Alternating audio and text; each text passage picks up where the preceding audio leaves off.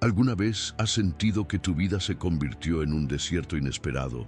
Que caminaste durante años esperando una promesa que parecía cada vez más lejana, que dudaste, que fallaste, que miraste atrás con nostalgia, incluso sabiendo que Egipto ya no era tu hogar. La historia del libro bíblico de Números es exactamente eso, el relato de un pueblo que fue contado, organizado y bendecido, pero que también cayó en la incredulidad, la queja y el miedo. Es la historia de una generación que perdió la promesa por no confiar y de otra que aprendió, en medio del dolor, a depender completamente de Dios. Tal vez tú también has vivido temporadas donde el camino se alargó, donde las decisiones tuvieron consecuencias y donde el silencio del desierto pareció más fuerte que la voz de la esperanza. Pero Números no es solo una historia de fracaso.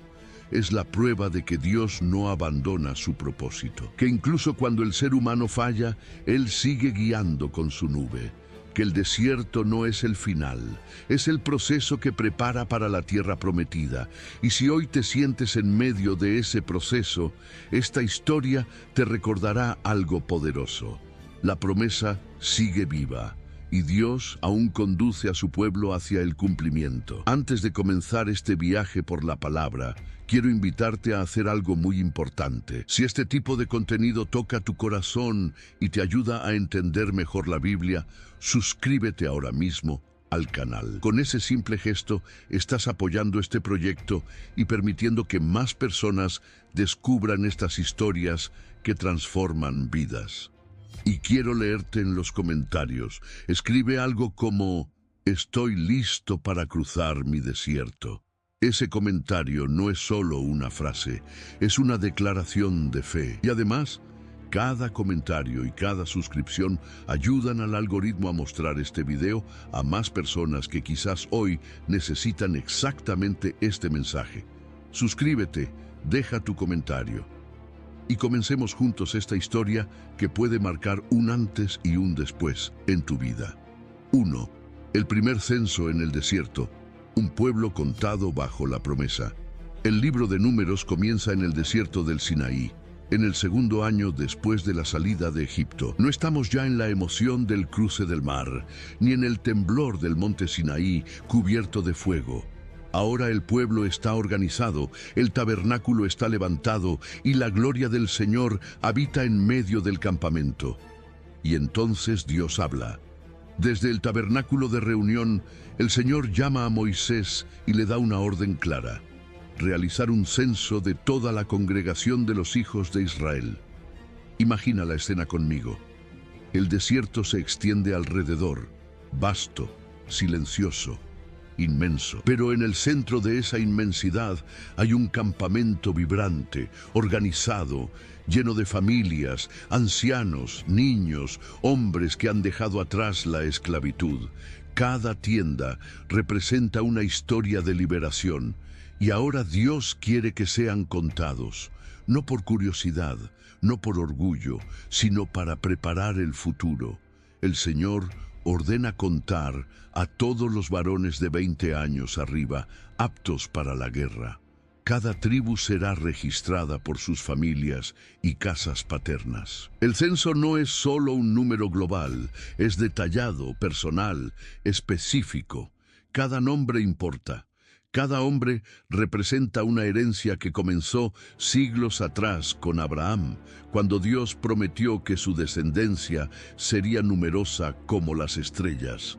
Ahora esas estrellas están siendo contadas una por una. Moisés y Aarón, junto con los príncipes de cada tribu, recorren el campamento. Se presentan listas, se organizan clanes, se confirman linajes. Es un momento solemne, porque no se trata solo de preparación militar, se trata de identidad. Israel no es una multitud sin rostro, es un pueblo organizado bajo pacto. El resultado del censo revela un número impresionante, más de 600.000 hombres aptos para la guerra. Si sumamos mujeres, niños y ancianos, estamos hablando de una nación entera en medio del desierto. Pero hay un detalle importante. La tribu de Leví no es contada entre los guerreros. ¿Por qué? Porque su función es diferente. Mientras las otras tribus se preparan para la batalla futura, los levitas son apartados para el servicio del tabernáculo. Ellos no empuñarán espada en la conquista, custodiarán la presencia. Dios establece así una verdad profunda desde el comienzo del libro. La fuerza de Israel no depende solo del número de soldados, depende de la presencia de Dios en medio de ellos. Los levitas serán responsables de desmontar, transportar y volver a levantar el tabernáculo cada vez que el campamento avance. Si alguien ajeno se acerca indebidamente a lo santo, la consecuencia será grave. La santidad sigue siendo central. El censo, entonces, no es solo estadística militar, es organización espiritual. Dios está preparando a su pueblo para moverse. Después de casi un año en el Sinaí, el tiempo de avanzar se acerca. La tierra prometida está delante, aunque todavía no se ve. Pero antes de caminar, deben saber quiénes son. Antes de conquistar, deben estar ordenados. Antes de enfrentarse a enemigos externos, deben comprender su identidad interna. El libro de Números comienza así, con un Dios que cuenta a su pueblo, no como quien revisa inventario, sino como quien afirma pertenencia. Cada hombre contado es parte de una promesa. Cada tribu registrada es parte del plan. El desierto no es caos, es preparación. Y mientras el último nombre es anotado, el campamento ya no es solo una multitud liberada de Egipto, es un ejército en formación, es una nación organizada alrededor de la presencia divina. Y el siguiente paso será aún más revelador, porque no basta con saber cuántos son, deben aprender cómo acampar, cómo marchar, cómo vivir con Dios en el centro. El viaje hacia la tierra prometida está a punto de comenzar. Pero primero, el pueblo ha sido contado, y eso significa que Dios los está preparando para algo mucho mayor.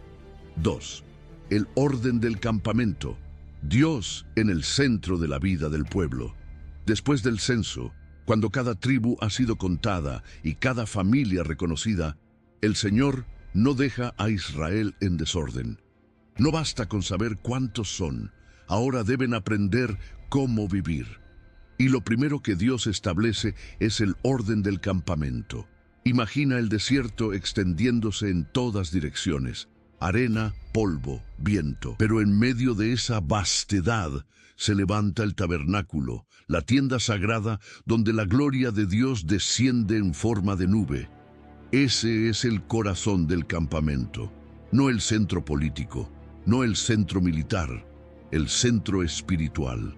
El tabernáculo no está en la periferia, no está escondido, está en el centro exacto de la nación. Todo gira alrededor de la presencia de Dios. A su alrededor acampan los levitas, divididos en sus tres grandes familias, los coatitas, los gersonitas y los meraritas. Cada grupo con funciones específicas relacionadas con el cuidado y transporte del tabernáculo. Los coatitas custodiarán los objetos más sagrados, el arca, la mesa, el candelabro. Pero ni siquiera ellos pueden tocarlos directamente. Deben ser cubiertos primero por los sacerdotes. La santidad no admite descuido. Más allá del círculo levítico, se organizan las 12 tribus en 4 grupos principales, distribuidos hacia los 4 puntos cardinales. Al oriente, hacia donde sale el sol, se coloca la tribu de Judá, acompañada por Isaacar y Zabulón. Judá lidera la marcha. Al sur, Rubén, Simeón y Gad. Al occidente, Efraín, Manasés y Benjamín. Al norte, Dan, Aser y Neftalí. Cada tribu bajo su bandera, cada grupo con su estandarte.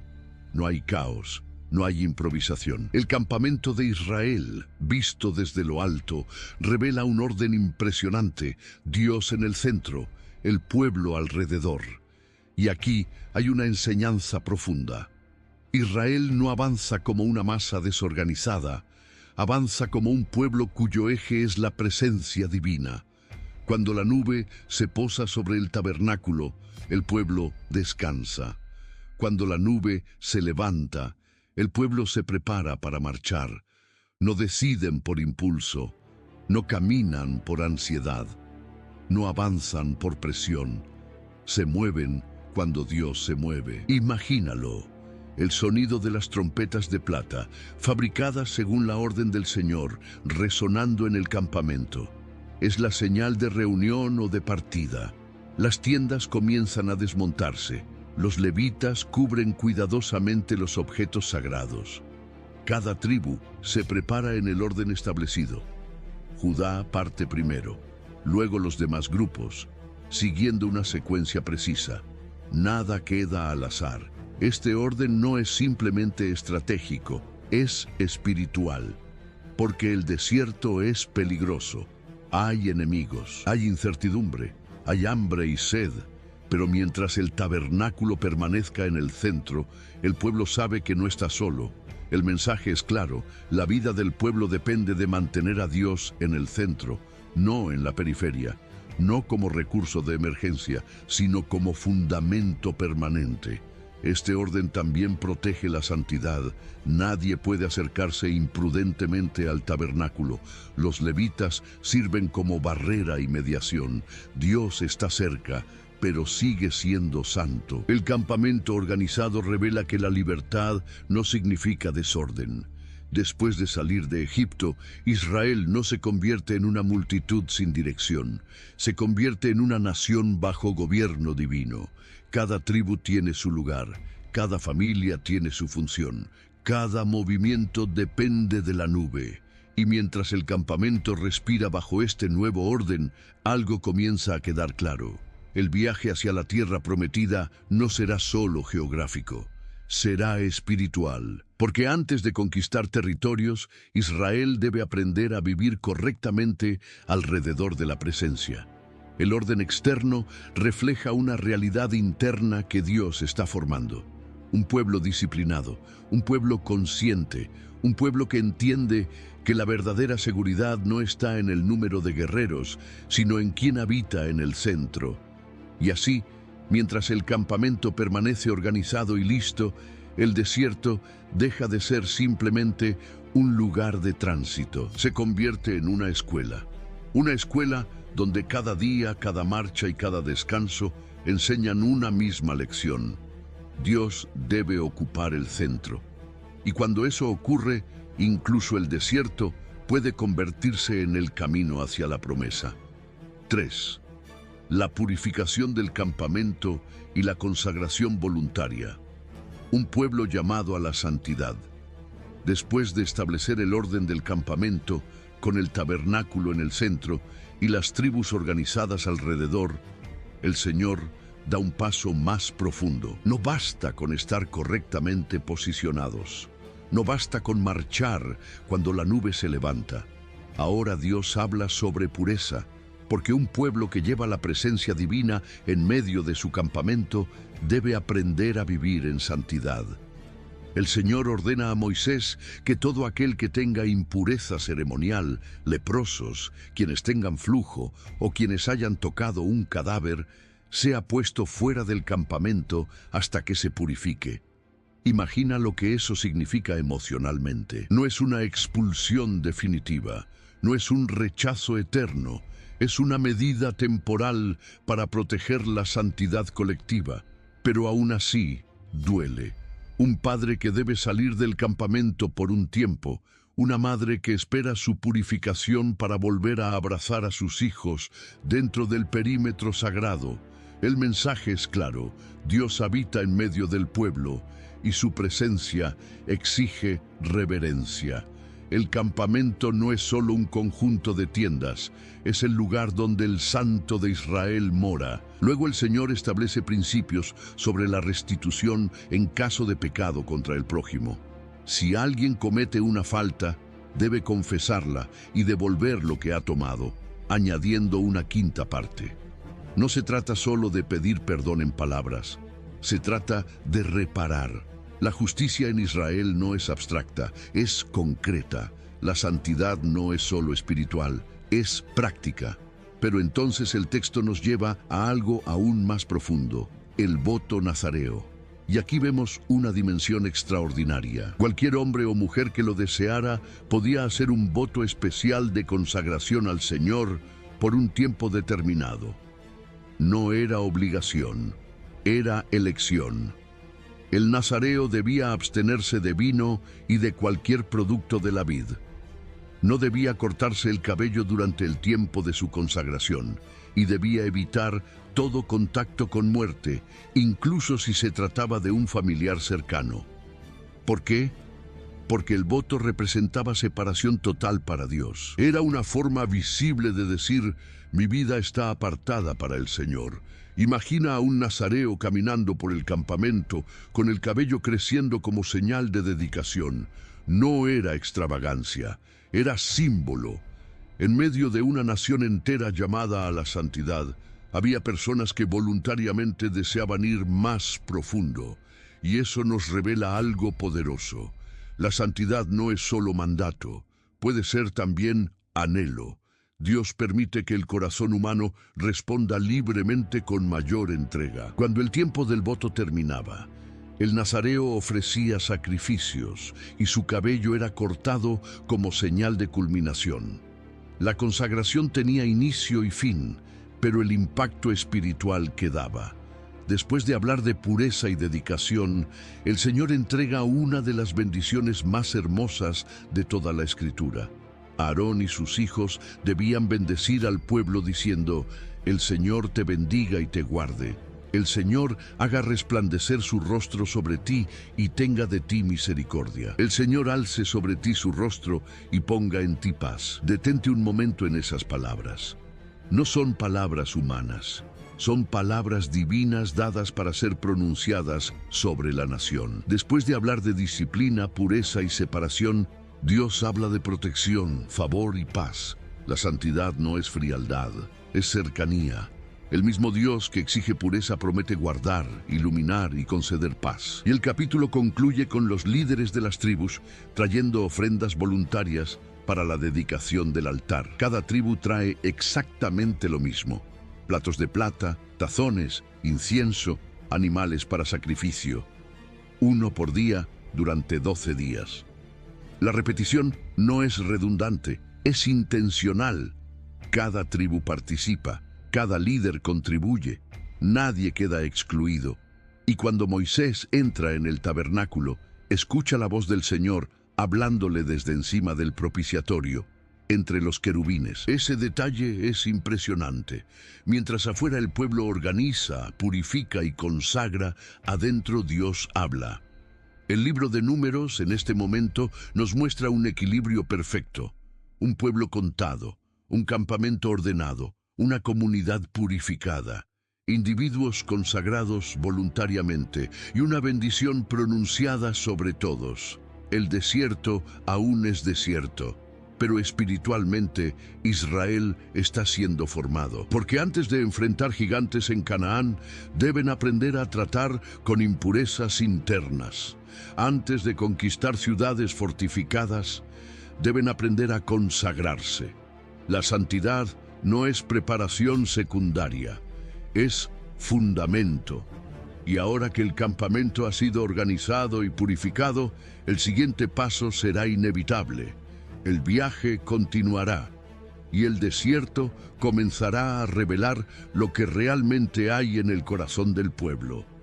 Porque la santidad declarada será probada. Y lo que viene pondrá a prueba no solo el orden externo, sino la fe interior. 4. La Pascua en el desierto y la nube que guía el camino. El pueblo ya ha sido contado, el campamento está ordenado, la santidad ha sido reafirmada. Ahora Israel se encuentra en el segundo año después de haber salido de Egipto. El tiempo ha pasado, pero la memoria no debe desvanecerse.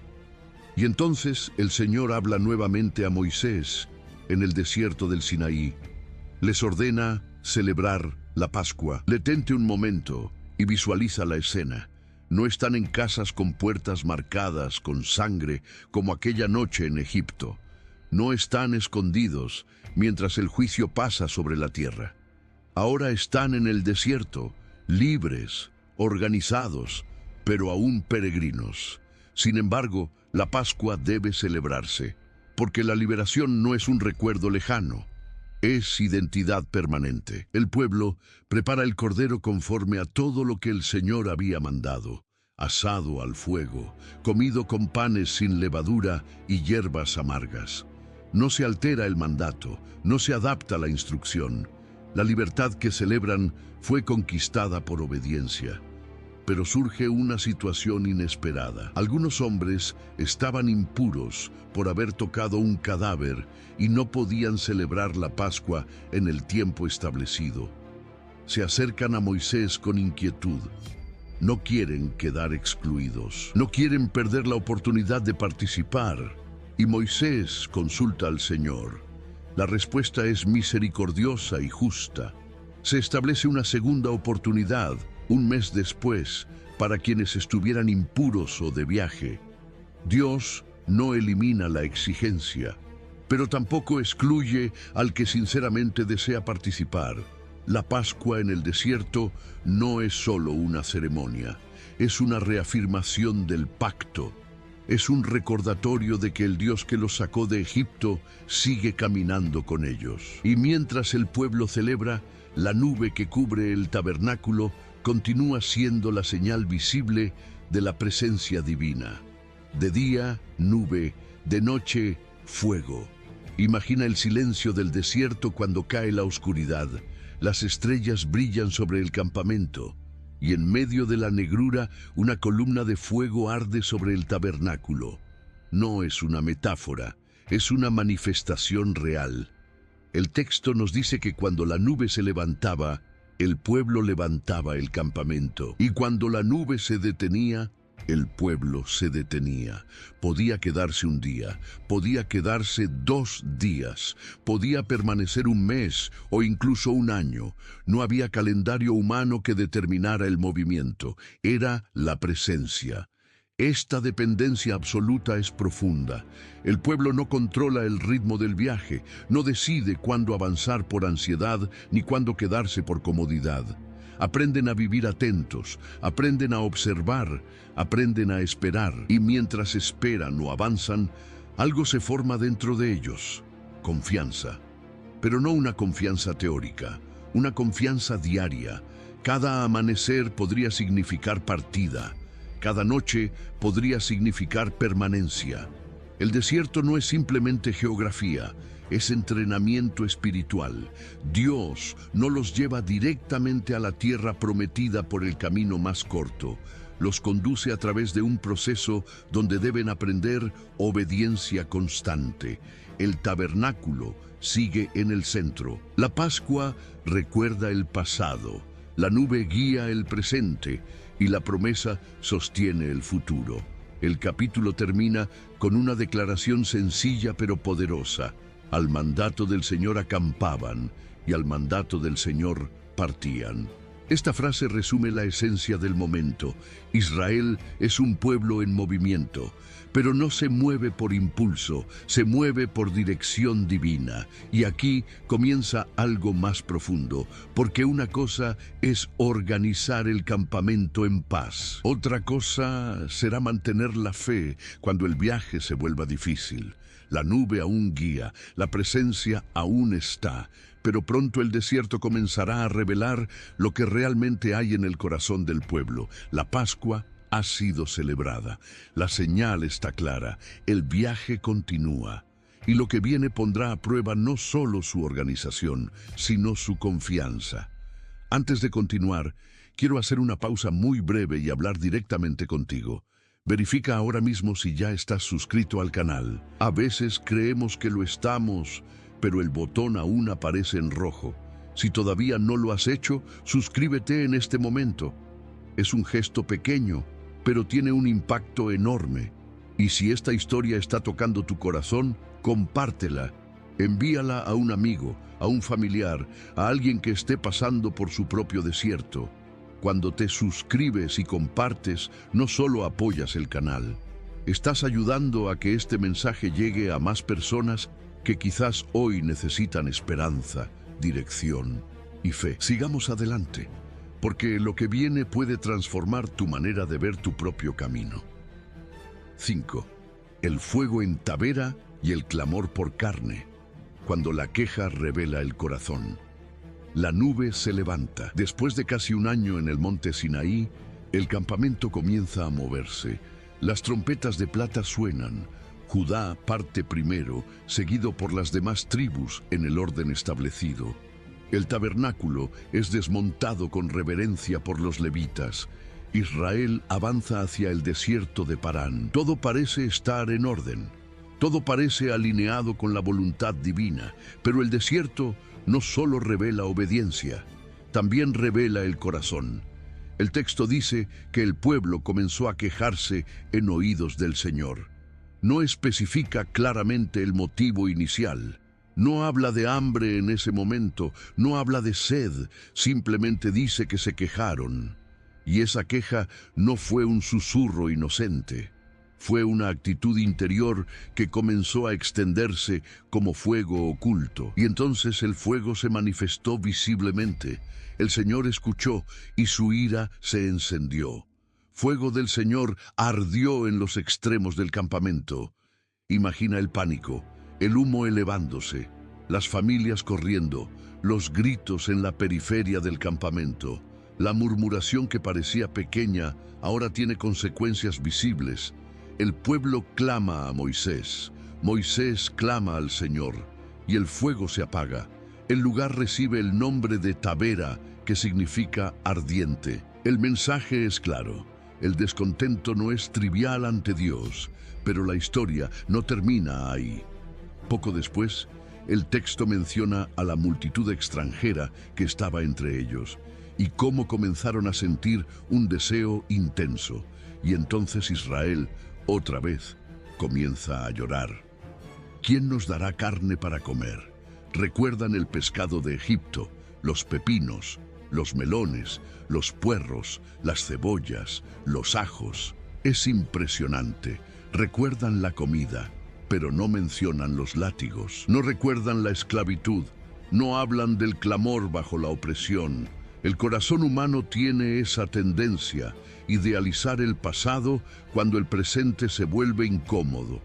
El maná, que descendía diariamente como provisión milagrosa, comienza a parecerles insuficiente. Ahora nuestra alma se seca, pues nada sino este maná ven nuestros ojos.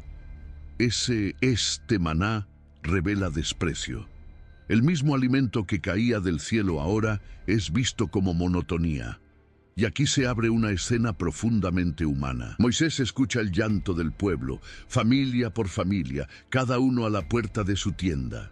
No es un murmullo aislado, es una ola de descontento colectivo. Y Moisés, el líder que enfrentó a Faraón, que abrió el mar, que recibió la ley en el monte, ahora se siente abrumado. Clama al Señor con palabras sinceras y dolorosas. ¿Por qué has hecho mal a tu siervo? ¿Por qué no hallo gracia en tus ojos, que has puesto la carga de todo este pueblo sobre mí? Moisés se siente solo, se siente insuficiente, siente que la responsabilidad es demasiado pesada. Incluso dice que preferiría morir antes que seguir soportando la carga. Este momento es profundamente humano. El gran líder también se quiebra. Y Dios responde, no con reproche, sino con provisión. El Señor ordena reunir a 70 ancianos de Israel. Tomará del espíritu que está sobre Moisés y lo pondrá sobre ellos. No porque Moisés pierda algo, sino porque la carga debe ser compartida. Cuando el espíritu descansa sobre los 70, comienzan a profetizar. El liderazgo ya no recae sobre un solo hombre. Dios distribuye la responsabilidad, pero también responde al clamor por carne. Anuncia que les dará carne no por un día ni por dos, sino por un mes entero, hasta que os salga por las narices. No es una promesa de bendición alegre, es una respuesta que expone el deseo desordenado. Moisés duda. ¿Cómo se alimentará a tanta gente con carne? Pero el Señor responde con una pregunta poderosa. ¿Acaso se ha acortado la mano del Señor? Y entonces sucede. Un viento del Señor trae codornices del mar. caen alrededor del campamento en cantidad impresionante. El pueblo sale y recoge durante todo el día y la noche. Montones, exceso. Pero mientras la carne aún está entre sus dientes, antes de ser masticada, la ira del Señor se enciende. Una plaga golpea al pueblo. El lugar es llamado Kibrot Hataava, sepulcros de codicia. Allí entierran a los que murieron por su deseo desordenado. El contraste es fuerte. Dios había provisto maná diariamente, suficiente, constante, fiel, pero el corazón quiso más, quiso variedad, quiso volver simbólicamente a Egipto. El desierto revela algo profundo. No todos los que salen físicamente de Egipto han salido emocionalmente de la esclavitud. La libertad externa no garantiza transformación interna, y mientras las tumbas se levantan en el desierto, el pueblo aprende una lección dolorosa. El problema no era la falta de carne, era la falta de contentamiento. El viaje continúa, pero ahora el desierto ha mostrado su poder de revelar lo oculto. La nube aún guía, la presencia aún permanece, pero la fe ha sido probada. Y lo que viene a continuación tocará no solo el deseo del pueblo, sino la autoridad misma del liderazgo. Porque el conflicto no solo surge desde abajo, pronto vendrá también desde dentro del círculo cercano a Moisés. 6. La rebelión de Miriam y Aarón, cuando la crítica nace dentro del liderazgo. Después de los sepulcros de codicia en Kibrot Hataava, el campamento continúa su marcha y llega a Haserot. El desierto sigue siendo el escenario, vasto y silencioso, pero ahora el conflicto no vendrá desde la multitud extranjera ni desde el llanto por comida. Vendrá desde el círculo más cercano a Moisés. El texto nos dice que Miriam y Aarón hablaron contra Moisés a causa de la mujer cusita que había tomado por esposa. La Escritura menciona este detalle sin extenderse en explicaciones culturales o políticas. Lo presenta como el detonante visible, pero inmediatamente revela el verdadero problema. Ellos dicen, ¿solamente por Moisés ha hablado el Señor? ¿No ha hablado también por nosotros? Aquí el conflicto ya no es familiar. Es espiritual, es autoridad. Miriam, la profetisa que había cantado junto al Mar Rojo, Aarón, el sumo sacerdote que había sido consagrado por Dios mismo, ambos habían sido instrumentos poderosos en la historia de la liberación, pero ahora algo se ha infiltrado: comparación, cuestionamiento. Tal vez no fue un grito público frente a toda la nación, tal vez fue una conversación privada, tal vez fue un comentario cargado de tensión, pero el texto añade una frase solemne: y lo oyó el Señor. No fue solo una crítica humana, fue una murmuración delante de Dios. En ese mismo momento, la Escritura interrumpe la escena con una descripción de Moisés que parece fuera de lugar, pero no lo es. Y aquel varón Moisés era muy manso, más que todos los hombres que había sobre la tierra. No se defiende, no responde con ira, no exige respeto. El conflicto no lo enfrenta Moisés, lo enfrenta Dios. El Señor desciende en la columna de nube y se posa a la puerta del tabernáculo. Llama a Aarón y a Miriam. Imagina la tensión. La nube que representa la presencia divina se mueve. El campamento observa. Algo solemne está ocurriendo. Dios habla. Explica que cuando hay profetas, Él se revela en visiones y sueños. Pero con Moisés es diferente. Con Moisés habla cara a cara, boca a boca, no en enigmas, no en símbolos. Es una relación única. Y entonces viene la pregunta que atraviesa el corazón. ¿Por qué, pues, no tuvisteis temor de hablar contra mi siervo Moisés? No era simplemente desacuerdo, era falta de reverencia hacia la elección divina. Cuando la nube se aparta, Miriam queda leprosa, blanca como la nieve. El juicio es inmediato, el impacto es visible. Aarón, al verla, entra en desesperación, reconoce el pecado, suplica a Moisés. Es conmovedor. El mismo Aarón que había cuestionado ahora ruega por misericordia, y Moisés, el ofendido, intercede. Te ruego, oh Dios, que la sanes ahora. No guarda resentimiento, no celebra la vindicación, intercede. Dios responde que Miriam será apartada del campamento por 7 días, como se haría con alguien avergonzado públicamente. No es destrucción definitiva, es disciplina. Durante 7 días, el campamento no avanza. Israel entero espera hasta que Miriam es restaurada. Este detalle es profundo. La queja de un líder afectó a toda la nación. El pecado interno retrasa el avance colectivo. La historia nos muestra algo delicado. El liderazgo no está exento de tentación. Incluso aquellos que han visto milagros, que han sido usados por Dios, pueden dejar que el orgullo o la comparación siembren conflicto. Pero también nos muestra la grandeza de la mansedumbre. Moisés no pelea, no compite, no se defiende. Confía en que Dios es quien establece autoridad. Y mientras el campamento espera esos 7 días, algo queda grabado en la memoria del pueblo. La presencia de Dios no solo protege, también disciplina. La santidad no solo se aplica a la multitud, se aplica a todos. Cuando Miriam es restaurada y vuelve al campamento, el viaje continúa. Pero ahora el ambiente ha cambiado.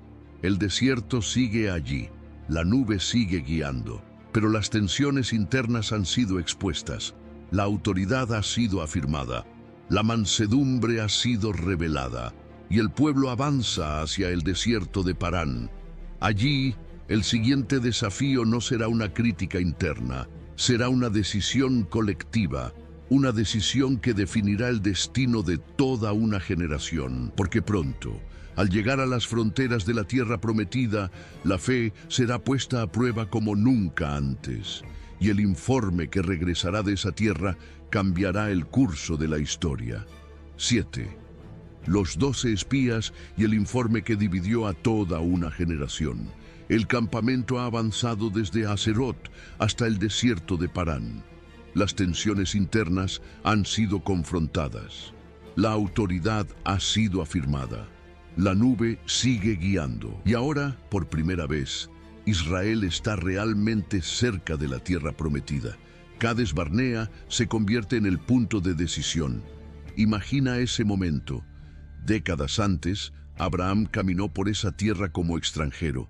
Isaac y Jacob vivieron allí como peregrinos. Ahora sus descendientes están al borde del cumplimiento. La promesa está delante. Y el Señor habla a Moisés, le ordena enviar hombres para reconocer la tierra de Canaán. Un hombre por cada tribu, todos príncipes entre su pueblo. No son improvisados, son líderes, son representantes. Entre ellos están Josué, de la tribu de Efraín, y Caleb, de la tribu de Judá. 12 hombres parten, suben por el Negev, recorren la región montañosa, observan ciudades fortificadas, ven campos fértiles, viñedos abundantes, ríos que alimentan la tierra. La Escritura describe un detalle impresionante. En el valle de Escol cortan un racimo de uvas tan grande que debe ser llevado entre 2 hombres en un palo. Esa imagen es poderosa. La tierra verdaderamente fluye leche y miel. Durante 40 días recorren el territorio, 40 días de observación, 40 días enfrentando la realidad visible, y entonces regresan al campamento. Imagina la expectativa del pueblo, familias reunidas, ancianos atentos, niños curiosos. La tierra prometida ha sido vista. ¿Qué dirán? Los espías presentan primero el hecho indiscutible.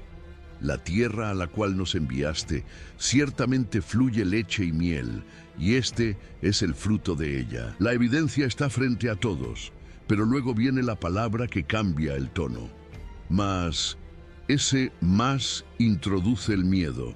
Hablan de pueblos fuertes, de ciudades fortificadas, de descendientes de Anac, hombres de gran estatura. La tierra que era promesa ahora parece amenaza. El pueblo escucha, y el miedo comienza a crecer como sombra. Entonces Caleb se adelanta. Subamos luego y tomemos posesión de ella, porque más podremos nosotros que ellos. Es una declaración de fe, no niega la existencia de gigantes, pero afirma la fidelidad de Dios. Sin embargo, los otros 10 espías contradicen esa voz. Dicen que la tierra devora a sus moradores, que los hombres son de gran estatura, que ellos mismos se sentían como langostas ante sus propios ojos. Y aquí hay una frase que revela todo: y así les parecíamos a ellos. No solo se veían pequeños, se creían pequeños. La percepción interna comenzó a definir su realidad. Esa noche, el campamento se llena de llanto. El pueblo levanta su voz y llora. No es un murmullo aislado, es una crisis colectiva. Dicen: ojalá hubiéramos muerto en Egipto o en este desierto. La memoria vuelve a idealizar la esclavitud. Incluso proponen nombrar un capitán y regresar. Es impresionante. El mismo pueblo que cruzó el Mar Rojo ahora teme cruzar una frontera. Josué y Caleb rasgan sus vestiduras, intentan convencer a la congregación. La tierra es en gran manera buena. Si el Señor se agrada de nosotros, Él nos la entregará. No temáis al pueblo de la tierra. Pero el miedo es contagioso. La multitud habla de apedrearlos. Y entonces la gloria del Señor aparece en el tabernáculo. La presencia divina irrumpe en medio de la rebelión. Dios expresa su indignación, propone destruir al pueblo y comenzar una nueva nación a través de Moisés. Pero Moisés intercede, no defiende la reputación del pueblo, defiende el nombre de Dios entre las naciones. ¿Qué dirán los egipcios? ¿Qué dirán las naciones si destruyes a este pueblo? Es una intercesión profunda. Apela al carácter de Dios, lento para la ira y grande en misericordia. El Señor perdona, pero no elimina las consecuencias. Declara que esa generación no entrará en la tierra prometida. Todos los mayores de 20 años que participaron en la rebelión morirán en el desierto, excepto Josué y Caleb. Los 40 días de exploración se convierten en 40 años de peregrinación. Cada día, un año. El pueblo que temió morir en el desierto recibirá exactamente lo que temió, no por crueldad divina, sino como consecuencia de incredulidad persistente. Los 10 espías que trajeron el mal informe mueren inmediatamente por plaga delante del Señor. La tierra prometida sigue siendo buena, la promesa sigue vigente, pero la generación incrédula no la verá. Al día siguiente, algunos intentan subir por su cuenta, diciendo que ahora sí entrarán. Moisés les advierte que el Señor no está con ellos, pero suben y son derrotados por los amalecitas y cananeos.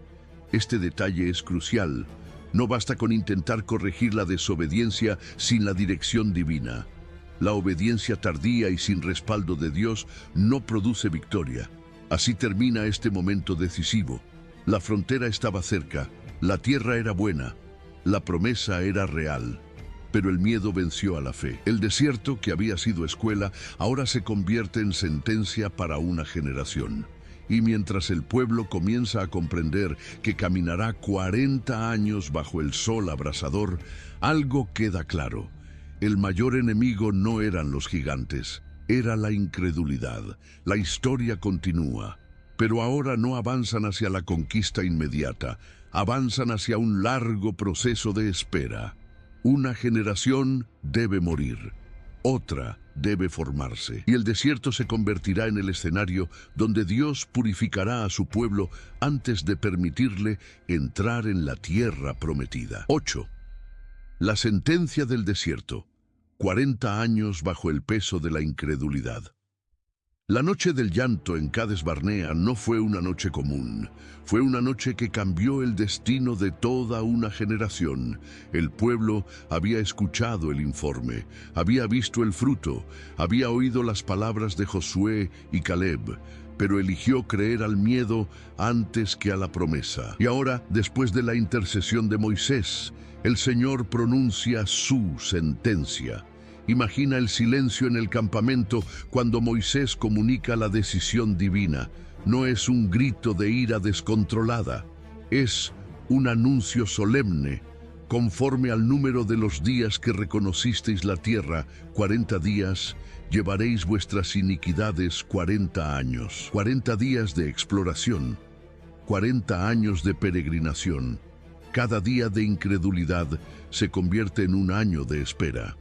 No entrarán en la tierra prometida todos los que fueron contados en el censo, de 20 años arriba, que murmuraron contra el Señor, morirán en el desierto. Sus cuerpos caerán bajo el sol abrasador. Sus hijos, aquellos que ellos dijeron que serían presa, serán los que finalmente poseerán la tierra. ¡Qué ironía tan dolorosa! Los padres temieron por sus hijos, y ahora sus hijos heredarán lo que ellos rechazaron. Josué y Caleb son preservados, dos hombres que sostuvieron la fe en medio de la presión. Pero la multitud que se dejó dominar por el miedo comenzará un largo camino sin destino inmediato. Imagina ese momento interior. Habían salido de Egipto con entusiasmo. Habían visto el mar abrirse. Habían visto el monte arder con fuego. Habían recibido la ley. Habían sido organizados como nación. Y ahora escuchan que no entrarán en la promesa. El peso emocional debió ser inmenso. Pero aún así, al día siguiente, algunos intentan corregir su error por su propia iniciativa. Dicen, hemos pecado, subiremos ahora. Intentan entrar a la tierra por sus propias fuerzas. Moisés les advierte, no subáis, porque el Señor no está en medio de vosotros. Pero suben, sin el arca, sin la nube, sin la aprobación divina, y son derrotados por amalecitas y cananeos. Este episodio revela algo profundo. No basta con reconocer el error. La obediencia requiere alinearse con el tiempo y la dirección de Dios. El intento tardío, sin la presencia divina, termina en derrota. Después de este fracaso, el pueblo comienza su largo período en el desierto. El texto no detalla cada año, no narra cada paso, pero sabemos que será un tiempo de transición generacional. Los adultos que salieron de Egipto morirán uno por uno. El desierto se convierte en un lugar de entierros. Cada tumba es un recordatorio de incredulidad, pero también es un recordatorio de que la promesa no ha sido cancelada, porque Dios no destruye a la nación. La disciplina no elimina el pacto. En medio de la sentencia, el Señor continúa dando instrucciones sobre ofrendas y leyes para el momento en que entren en la tierra. Es impresionante. Aunque la generación actual no entrará, Dios sigue hablando como si la entrada fuera segura, porque la promesa no depende de la perfección humana. Depende de la fidelidad divina. En el mismo capítulo, un hombre es encontrado recogiendo leña en sábado. Es llevado ante Moisés, y el Señor declara que debe morir apedreado. Este detalle parece severo, pero encierra una enseñanza clara. La santidad no se suspende en tiempos de disciplina. El desierto no es licencia para descuido espiritual. Y luego el Señor ordena que hagan flecos en los bordes de sus vestiduras, con un cordón azul, para que al verlos recuerden los mandamientos y no sigan los deseos de su corazón y de sus ojos. Cada vez que miren esos flecos, recordarán que la incredulidad tuvo consecuencias. Recordarán que deben obedecer. El desierto se convierte entonces en una escuela prolongada. No es simplemente castigo, es formación.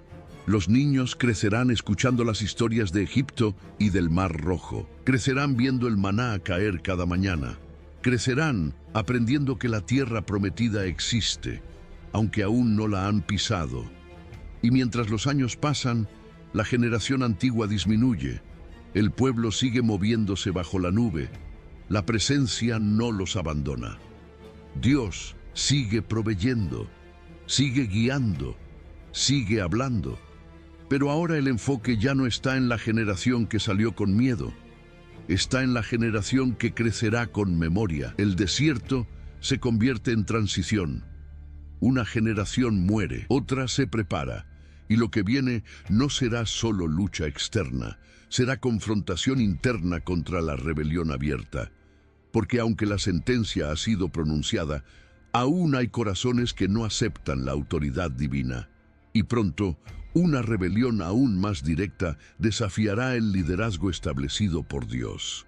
El desierto todavía tiene lecciones por enseñar, y la siguiente será sobre autoridad, orgullo y juicio visible. Quiero hacer una pausa muy breve antes de continuar. Si esta historia está hablando a tu corazón, suscríbete ahora mismo al canal. No lo dejes para después. Cada suscripción nos permite seguir llevando estas historias bíblicas con profundidad y claridad a más personas. Y deja tu me gusta en este video. Puede parecer algo simple, pero cada like le dice a la plataforma que este contenido es valioso. Con ese gesto estás ayudando a que más personas encuentren este mensaje de esperanza. Suscríbete, dale like y sigamos adelante, porque lo que viene puede tocar una parte muy profunda de tu vida. 9. La rebelión de Coré. Cuando el orgullo desafía la autoridad establecida por Dios. El desierto sigue siendo el escenario. Los años comienzan a pasar. La sentencia ha sido pronunciada. Una generación camina sabiendo que no verá la tierra prometida. Pero aún así, el corazón humano sigue siendo probado. Y ahora surge una rebelión diferente. No nace de la multitud que llora por comida. No surge por miedo a gigantes. Surge desde dentro del liderazgo. El texto nos presenta a Coré, hijo de Izar, de la tribu de Leví. Junto a él se levantan Datán y Abiram, hijos de Eliab, y On, hijo de Pelet, de la tribu de Rubén.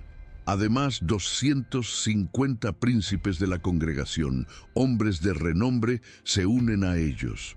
No son personas anónimas, son líderes reconocidos. Se levantan contra Moisés y Aarón y dicen: «Basta ya de vosotros, porque toda la congregación, todos ellos son santos, y en medio de ellos está el Señor. ¿Por qué, pues, os levantáis vosotros sobre la congregación del Señor?» A primera vista, sus palabras parecen espirituales. Hablan de santidad colectiva, hablan de igualdad, pero en el fondo hay algo más profundo: ambición, deseo de posición. Coré era levita, tenía privilegios espirituales, servía en el tabernáculo, pero eso no fue suficiente. Quiso más. Quiso el sacerdocio, quiso el lugar de Aarón. Cuando Moisés escucha estas palabras, no responde con ira, se postra sobre su rostro. Ese gesto revela que entiende la gravedad del momento. No es un simple desacuerdo, es un desafío directo al orden que Dios estableció. Moisés propone una prueba clara. Al día siguiente, cada uno traerá su incensario con fuego y pondrá incienso delante del Señor. Dios mostrará quién es el escogido. La escena es intensa. Imagina el campamento al amanecer. 250 hombres con incensarios en sus manos, Coré en medio, Moisés y Aarón de pie frente al tabernáculo. El humo comienza a elevarse, pero antes de que el juicio caiga, Moisés advierte al pueblo que se aparte de las tiendas de Coré, Datán y Abiram. Hay un momento de tensión absoluta.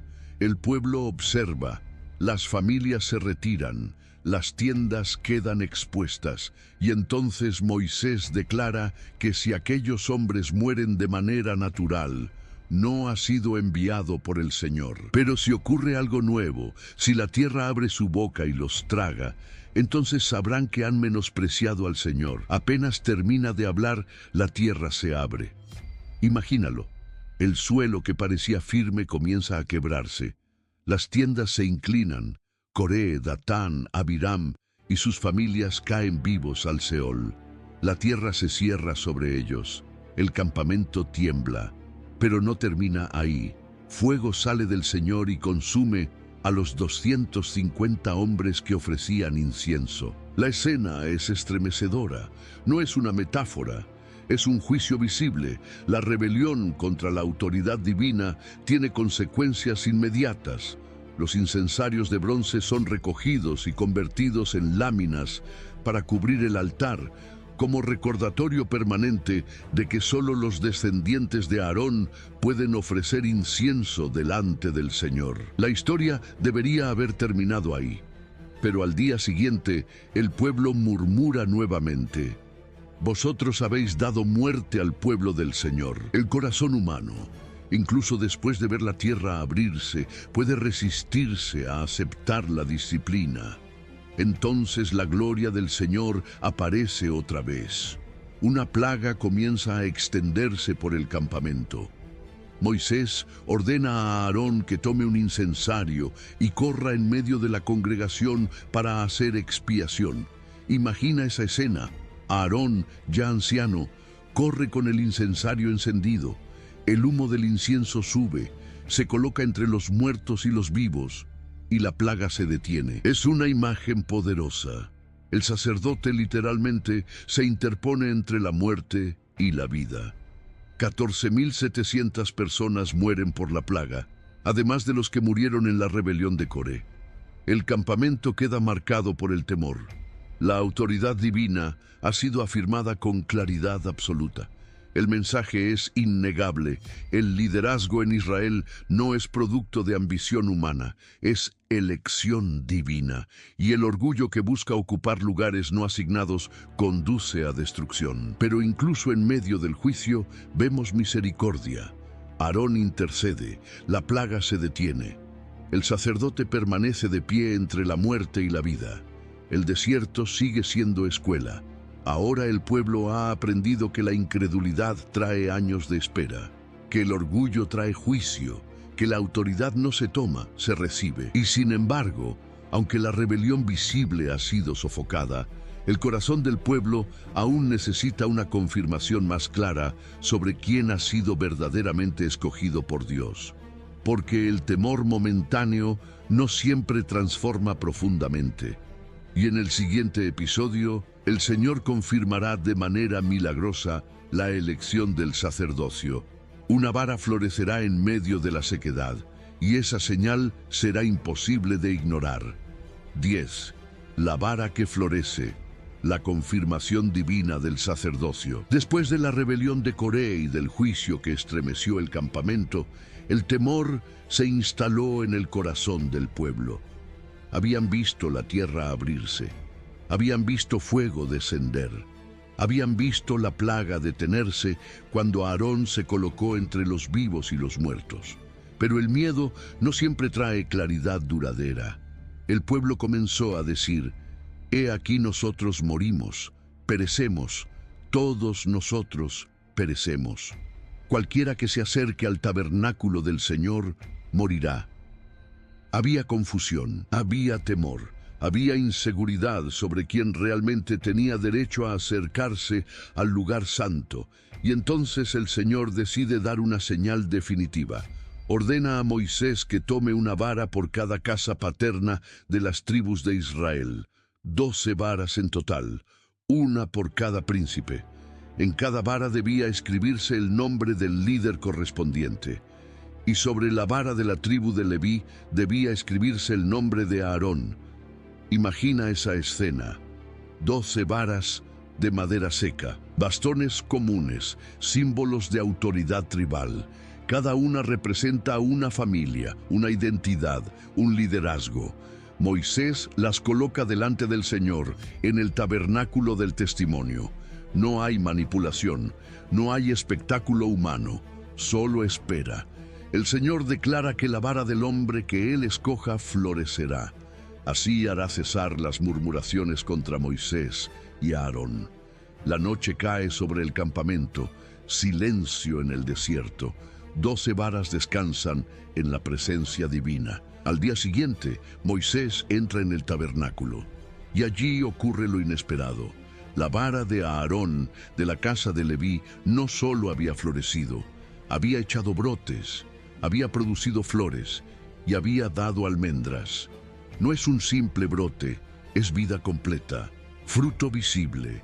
En una sola noche, una madera seca produce señal de elección divina.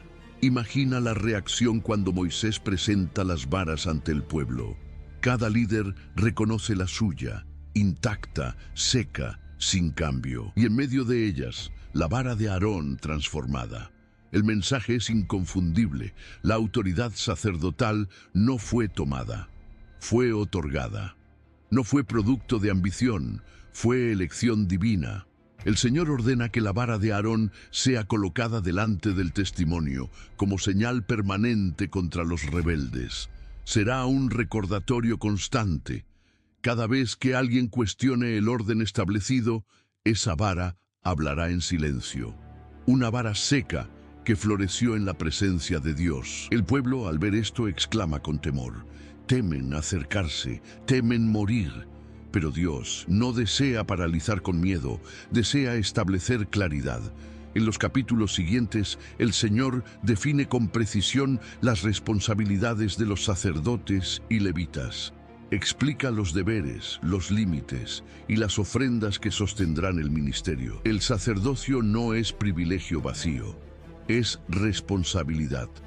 Los levitas cargan con el servicio del tabernáculo. Los sacerdotes llevan la responsabilidad del altar y del lugar santo.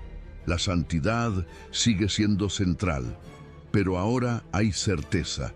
La vara florecida se convierte en símbolo de vida surgida donde parecía no haber esperanza. En medio del desierto seco, Dios puede hacer brotar fruto.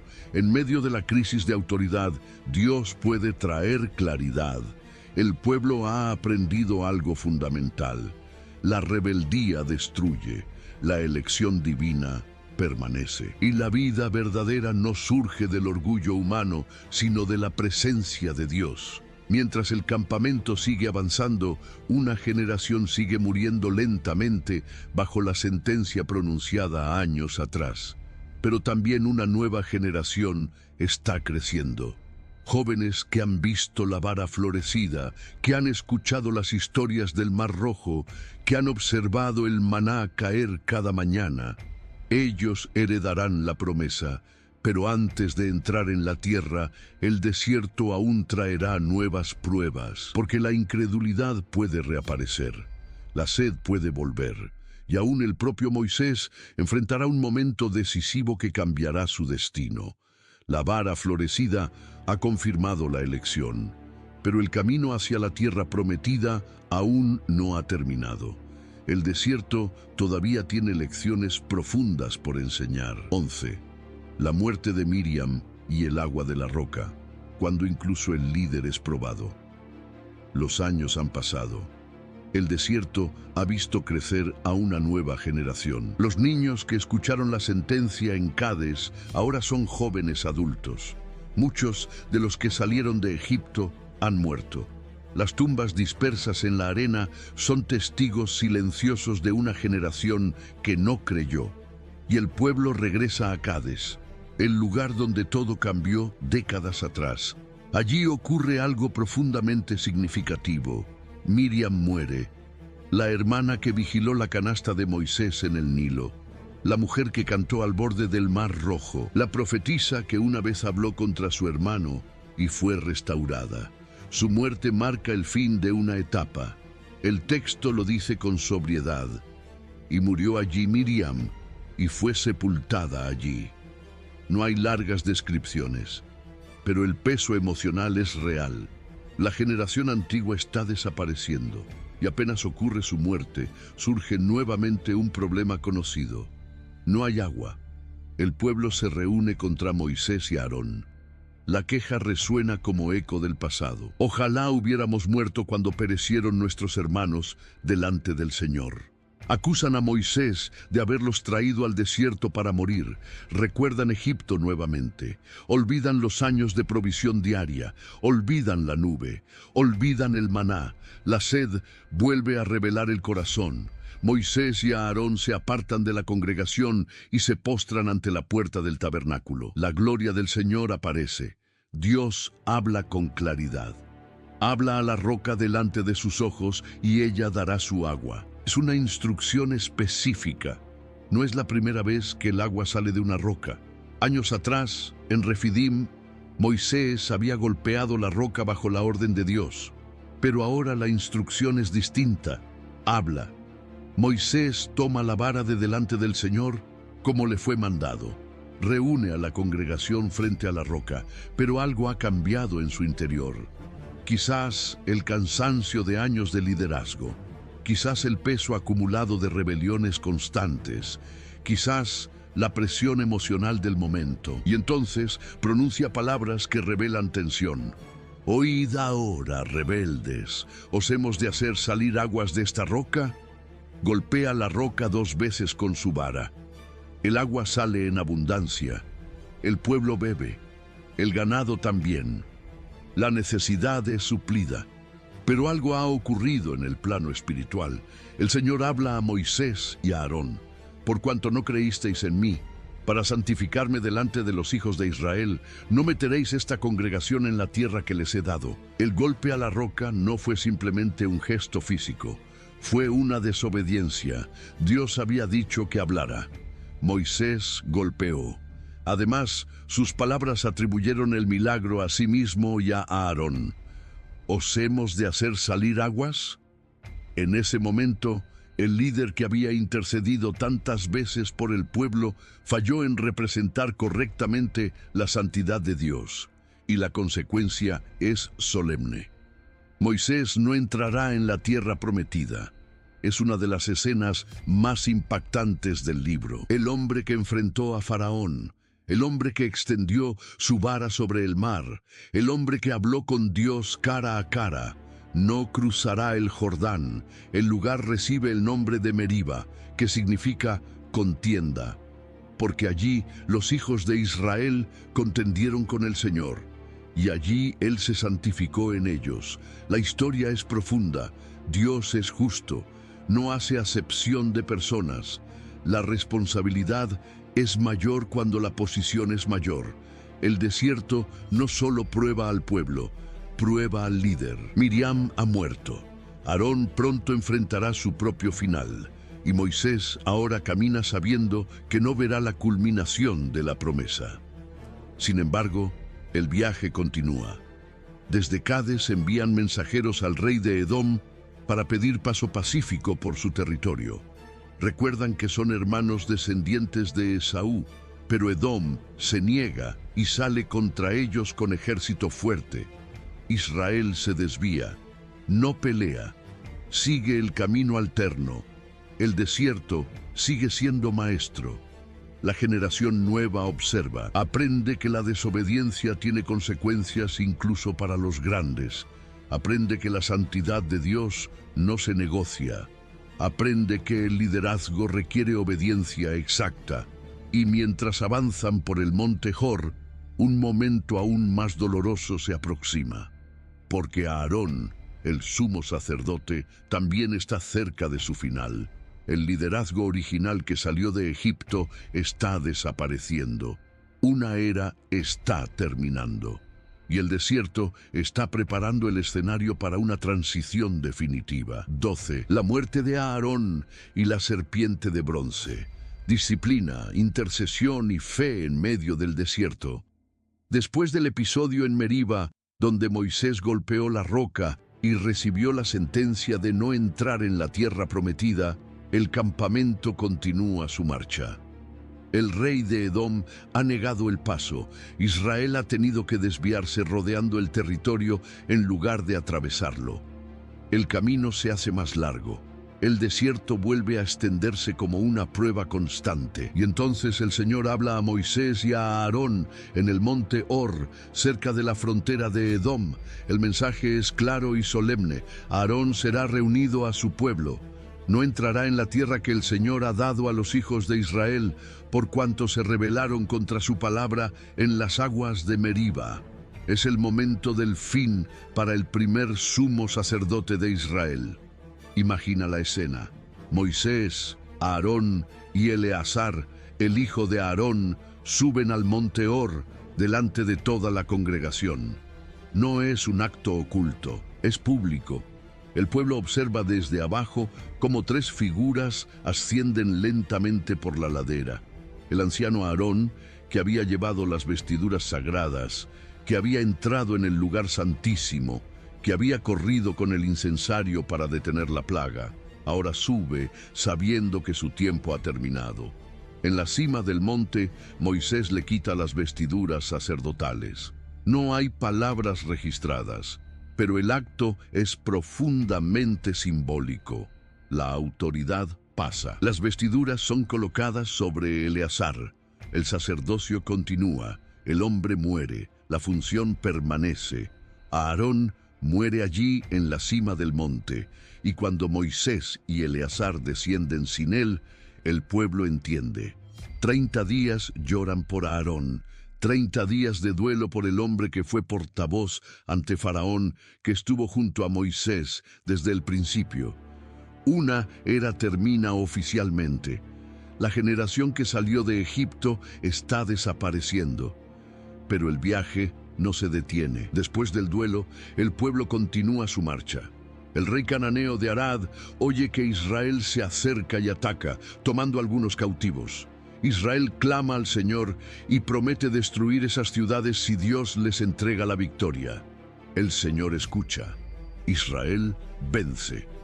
Por primera vez en este tramo final, vemos una respuesta diferente. No murmuración, sino clamor y voto. Sin embargo, el camino vuelve a hacerse difícil.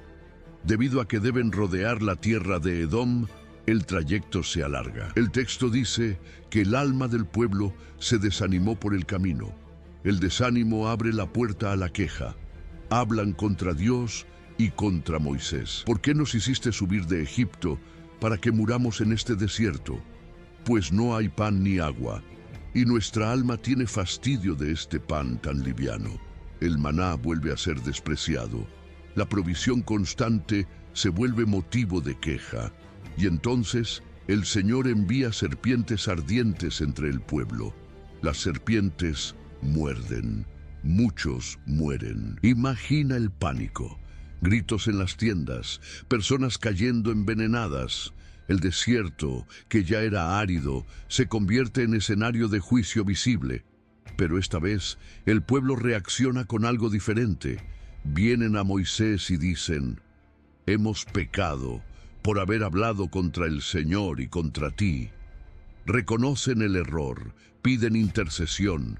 Moisés ora por el pueblo, y Dios responde con una instrucción sorprendente. Ordena hacer una serpiente de bronce y ponerla sobre un asta. Cualquiera que sea mordido y mire a la serpiente vivirá. La solución no es lógica humana. No elimina las serpientes, no cambia el entorno inmediatamente, pero ofrece un acto de fe. Imagina esa escena. En medio del campamento, una serpiente de bronce levantada en alto. Un hombre mordido, con el veneno corriendo por sus venas, apenas con fuerzas para levantar la mirada.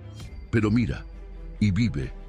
No es el bronce lo que sana, es la obediencia, es la fe en la palabra dada por Dios. La serpiente, símbolo del juicio, se convierte en instrumento de salvación cuando es levantada conforme al mandato divino.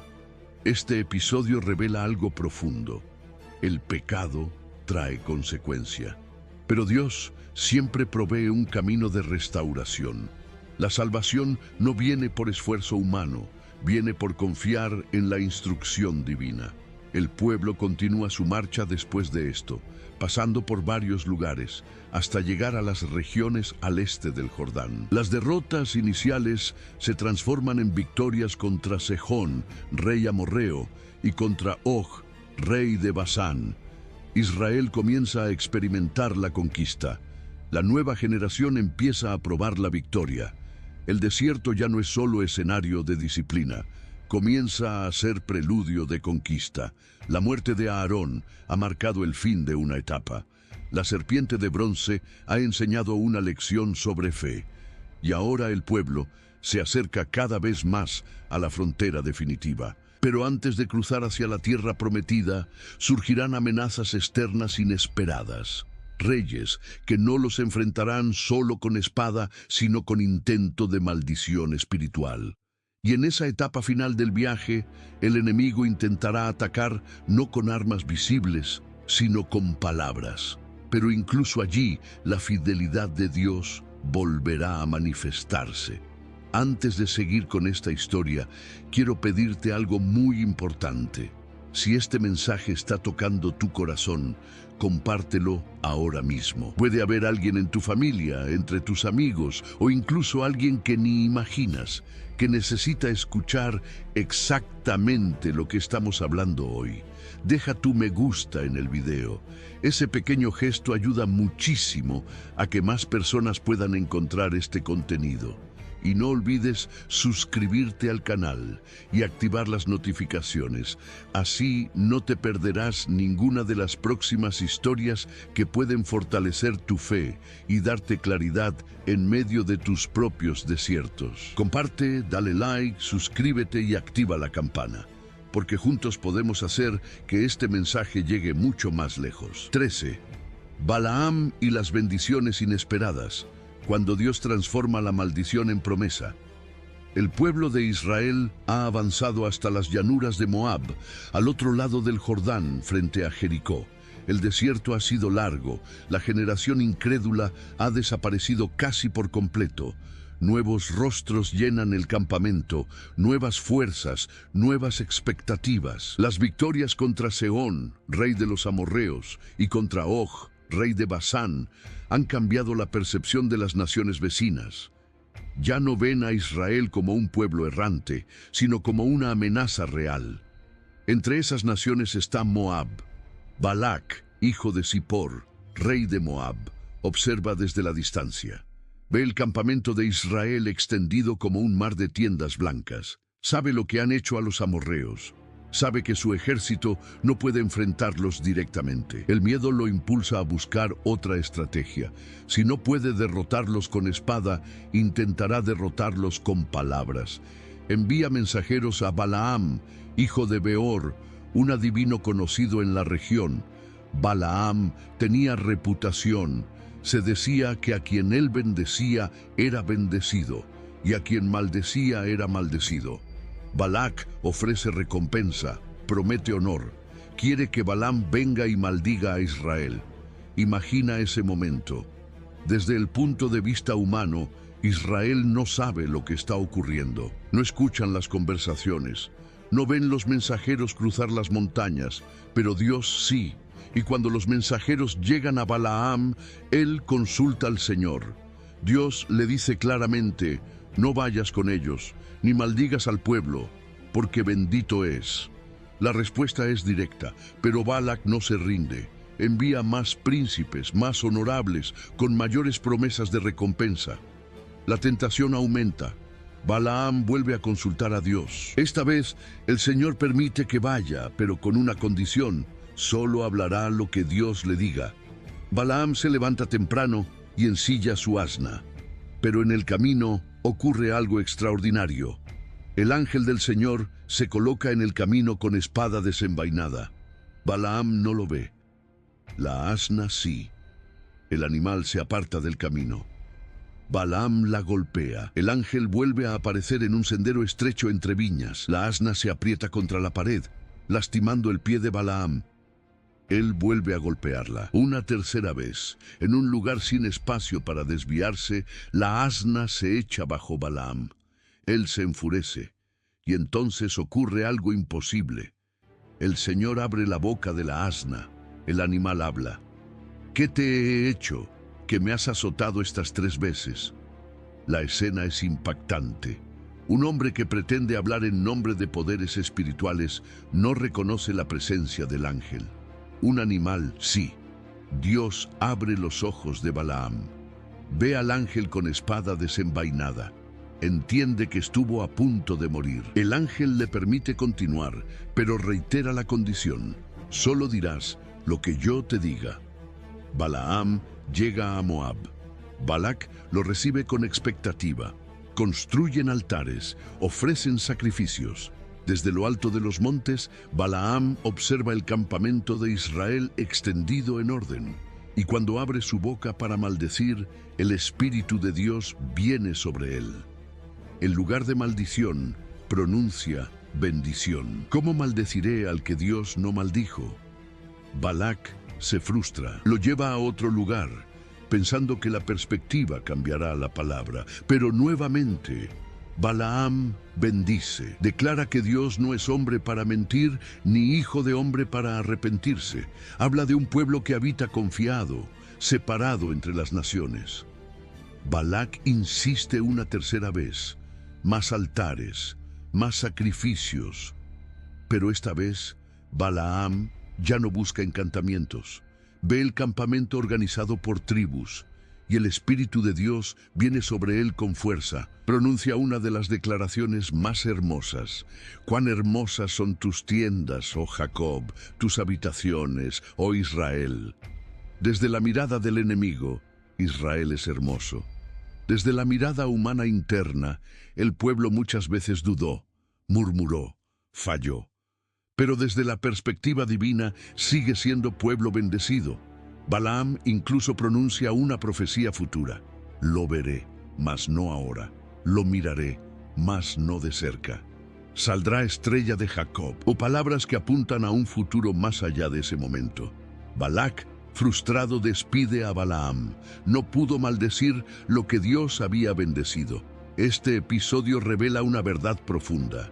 Mientras Israel avanzaba, inconsciente del intento de maldición, Dios estaba actuando detrás del escenario. La protección divina no siempre es visible, pero es real. Sin embargo, la historia no termina con la victoria espiritual, porque aunque Balaam no pudo maldecir directamente, el pueblo aún enfrentará una tentación diferente. La amenaza externa no logró dañarlos. Pero el peligro ahora vendrá desde dentro. La seducción, la idolatría y el pecado moral intentarán infiltrarse en el campamento. Y el mismo pueblo que fue protegido contra la maldición enfrentará el riesgo de autodestruirse. La historia avanza. La frontera está cerca. Pero antes de cruzar el Jordán, Israel deberá enfrentar la batalla más peligrosa. La batalla contra el pecado interno, y esa confrontación traerá dolor, juicio y una nueva demostración de celo por la santidad de Dios.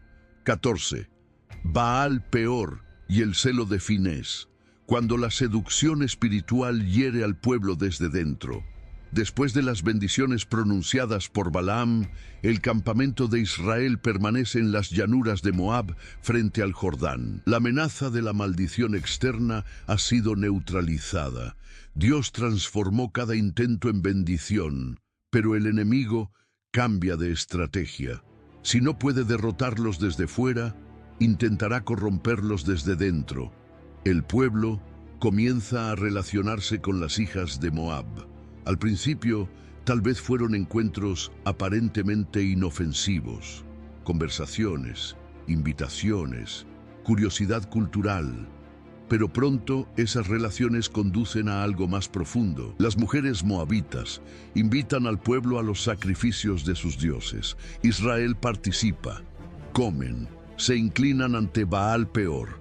La idolatría no llega como una invasión militar, llega como seducción. Llega como mezcla, y el texto dice algo directo y grave. El pueblo se unió a Baal Peor. No es un error aislado, es una unión espiritual. La ira del Señor se enciende contra Israel. Dios ordena a Moisés que los principales del pueblo sean ejecutados públicamente, para que el ardor de su ira se aparte. Moisés ordena a los jueces que maten a los que se habían unido a Baal Peor. El campamento se convierte en escenario de juicio. Imagina el dolor, la confusión, las lágrimas. Mientras todo esto ocurre, sucede algo aún más impactante. Un hombre israelita, a la vista de Moisés y de toda la congregación, introduce en el campamento a una mujer madianita. No en secreto, no en vergüenza, sino públicamente.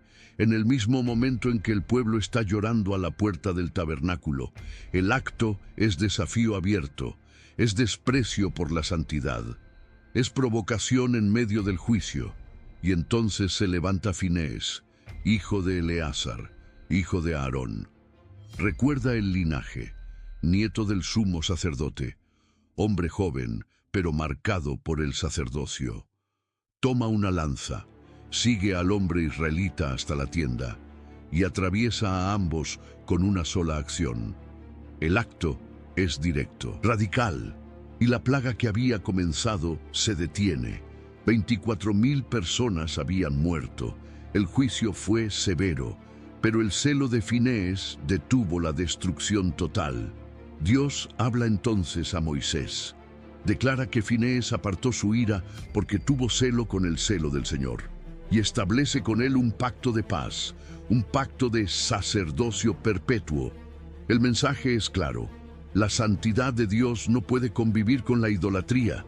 La mezcla espiritual es más peligrosa que la amenaza externa. Balac no pudo maldecir a Israel, pero la seducción sí logró que Israel se hiriera a sí mismo. El episodio de Baal Peor revela una verdad profunda. El peligro mayor no siempre viene de enemigos visibles, viene de compromisos invisibles, viene de decisiones personales que afectan a toda la comunidad. La idolatría no es solo inclinarse ante una estatua, es unir el corazón a algo que no es Dios. Y en este momento final, antes de cruzar el Jordán, Israel aprende una lección dura. No basta con ser bendecido externamente, no basta con tener promesa, la fidelidad interna es indispensable. Después de este juicio, el Señor ordena hacer un nuevo censo. La generación anterior casi ha desaparecido. Solo Josué y Caleb permanecen de los que fueron contados al inicio. Una nueva generación está lista. La transición es evidente. El desierto ha cumplido su propósito. La incredulidad fue disciplinada. La autoridad fue confirmada.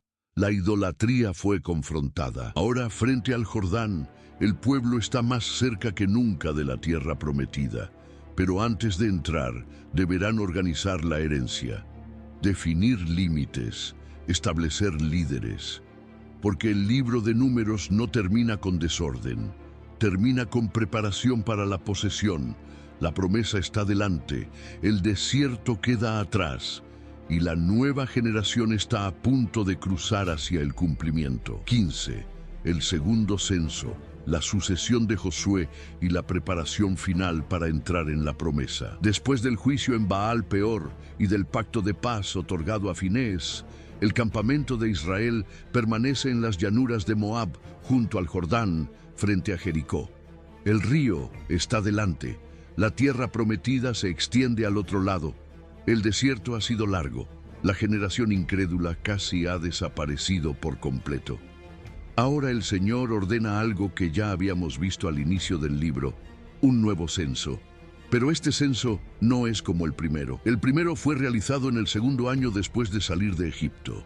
Este ocurre casi 40 años después. Dos generaciones separadas por una sentencia divina.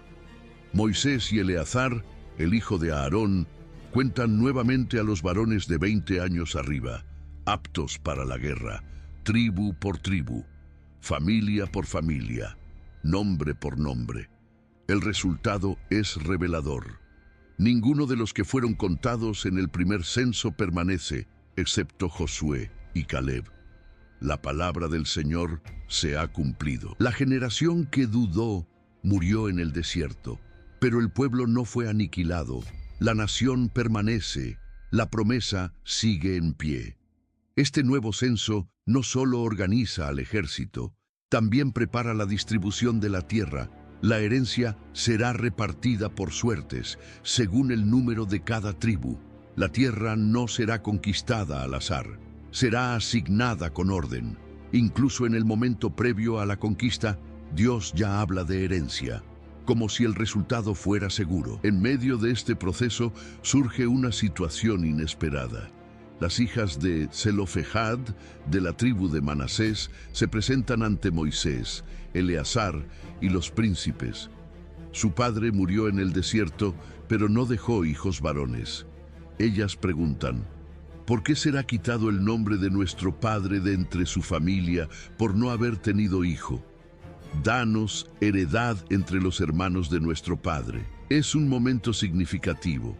No reclaman desde rebeldía, reclaman desde justicia. Moisés lleva el caso ante el Señor, y Dios responde que tienen razón. Establece que cuando un hombre no tenga hijo, la herencia pasará a su hija. Este detalle revela algo hermoso. La ley divina no es rígida sin compasión, es justa, es sensible a la realidad humana. La herencia en la tierra prometida no será exclusiva de una estructura cerrada. Habrá provisión para cada caso. Mientras todo esto ocurre, el Señor habla nuevamente a Moisés. Le dice que suba al monte Abarim y contemple la tierra que ha prometido a Israel. Pero también le recuerda que no entrará en ella por lo ocurrido en Meriba. Imagínalo. Moisés, el hombre que dedicó su vida a conducir al pueblo hacia esa tierra, ahora recibe la confirmación final de que solo la verá desde lejos. No hay discusión, no hay protesta, solo aceptación. Pero antes de su partida, Moisés pide algo al Señor. No pide prolongación de vida, no pide revocar la sentencia, pide un líder para el pueblo.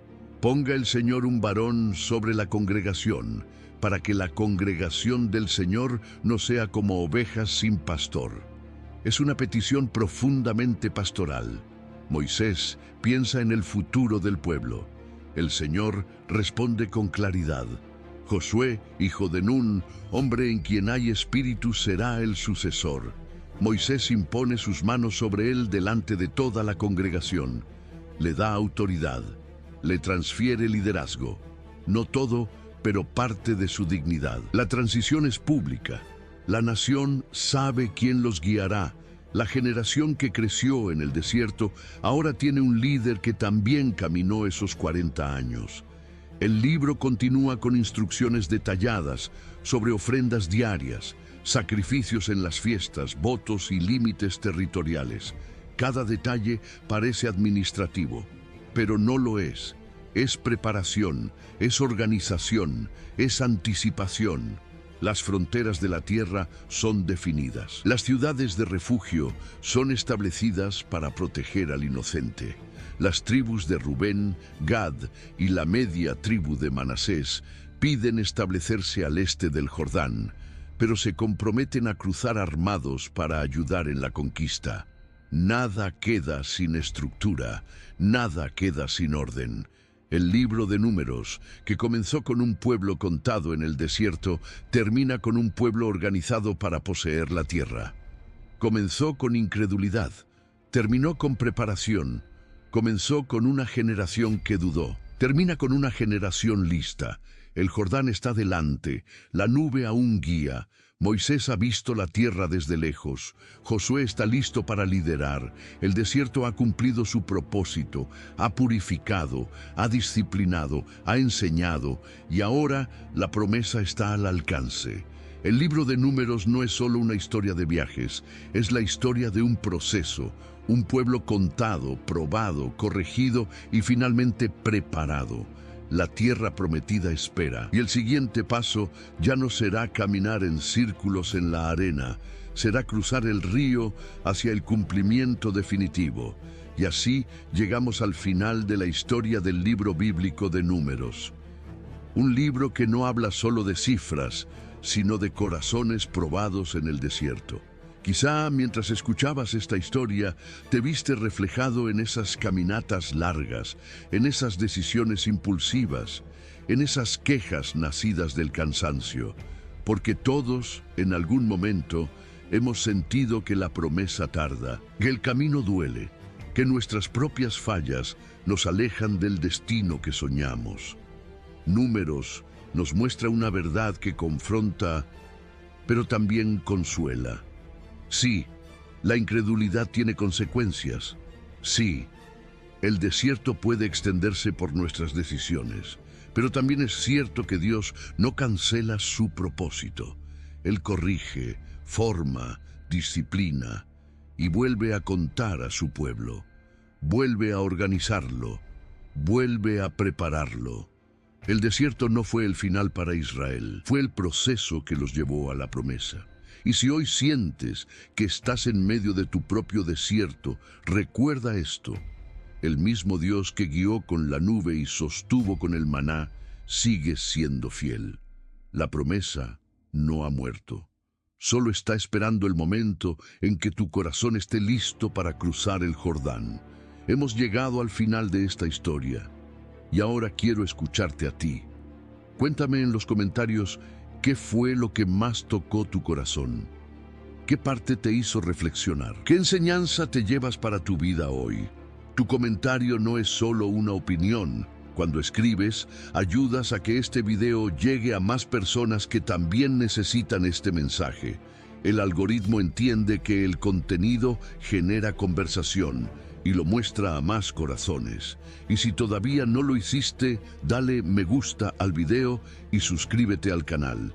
Con esos gestos simples estás apoyando este proyecto y permitiendo que sigamos compartiendo historias que edifican, enseñan y transforman. Gracias por acompañarme hasta aquí. Ahora quiero leerte.